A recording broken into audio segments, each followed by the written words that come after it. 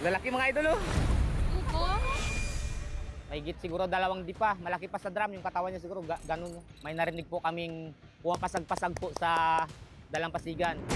Aray, may mga sugat pala. Ay, may tama. Oo. Kaya nagpatabi. Tinamaan niya oh. Yun ang may justice. Dito sa Palawan, marami na ring sighting ng dugong in the wild. Pag first time mong makita, siyempre matatakot laki-laki ng mukha asin, malaki siya, parang hippopotamus. Maiilap sila, hindi kagaya ng pawikan. Maganda rin sila talaga panoorin habang kumakain ng seagrass. Ang pagkakaroon ng dugong, senyalis daw na maganda at healthy ang tubig sa lugar. Ang mga dugong ay tinatawag na sea cows dahil tulad ng mga baka, purong halaman lang ang diet nila, but make it under the sea. Ang paraan ng pagkain nila sa seagrass ay through grazing, na tulad ng baka. Sila ang kaisa-isang marine herbivorous mammal at kaya nila lumaki ng up to 10 feet o singhaba ng isang kotse. Pero kahit ng buhala, gentle giant naman ang mga sea creature na to. Dami mong alam, Kuya Kim! Kalmado at mabagal ang kumilos sa mga dugong. May kalabuan ang kanilang paningin pero malakas ang kanilang pandinig. Kaya nakikipag-communicate sila sa isa't isa through sound. Ang lifespan ng mga dugong umaabot ng 70 years. Pero sa kasamang palad, marami sa kanilang hindi na umaabot sa ganitong edad. Katulad na lang ng mga dugong na ito, natagpuang wala ng buhay sa Palawan. Sa Coron, nakuha ang palutang-lutang na katawan ng isang dugong nitong Abril. Habang sa Pampang naman sa Puerto Princesa, nakita naman ang katawan ng isang dugong na ito na kalaunan ay nilibing ng mga lokal. Pwedeng na-entrap sila or na-strangulate sila sa nets or sa fishing materials na ginagamit ng ating mga mangingisda.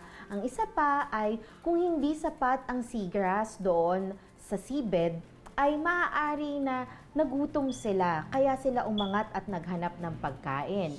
Ang mga dugong nakalista ng vulnerable sa International Union for Conservation of Nature o IUCN's Red List of Threatened Species. Ibig sabihin, nanganganib na itong maubos. Ano nga ba ang dapat gawin kapag nakakita ng dugong in real life? Huwag tayong mag-produce ng malakas na ingay na pwedeng mag-distract sa kanila or magbugaw sa kanila palayo. Pwede natin silang obserbahan ng tahimik at kuhanan ng litrato from afar. Huwag dumikit or huwag lumangoy papalapit sa kanila. Balikan naman natin ang mga dugong sa San Vicente, Palawan. Aray, may mga sugat pala. Tinamaan niya oh. Yun ang may justice. Oo. Hindi ito magandang balita pero marami na tayong mga napapabalitaan na natatrap yung mga dugong sa mga plastic. Pero bago pa man masuri ang mga sugat, ngayon sagutin natin ang tanong sa hiwagang dala ng mga dugong. Bakit nga ba sila tinatawag na real-life sirena? Sa malayuan, kapansin-pansin ang mahabang buntot ng mga ito. Nakahawig ng buntot ng sirena. Pero saan nga ba nagmula ang konsepto ng nilalang na kalahating tao at kalahating isda? Sinasabi ng ilan na mga dugong daw ang inspirasyon sa mga kwento sa sirena. Ayon sa Smithsonian National Museum of Natural History, ang first recorded story tungkol sa sirena ay mula sa Mesopotamian mythology, libu-libong taon nang nakakalipas. Si Uanes ay isang Babylonian god na kalahating tao at kalahating isda. Ayon sa kwento, umaalis siya sa dagat tuwing umaga at nagpupunta sa lugar ng mga tao para magturo ng literature, art at science bago umuwi ng gabi. Dumami ng dumami ang mga fictional stories tungkol sa sirena, kaya naman sumikat ang karakter na ito sa mga tao.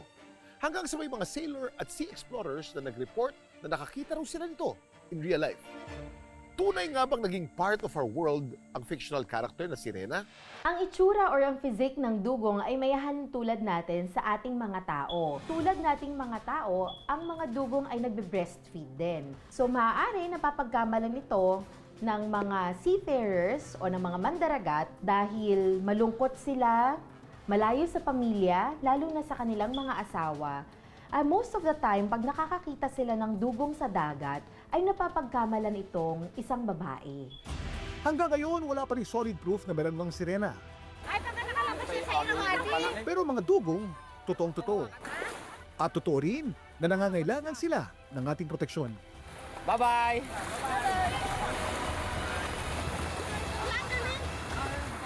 Dami mong alam, Kuya Kim!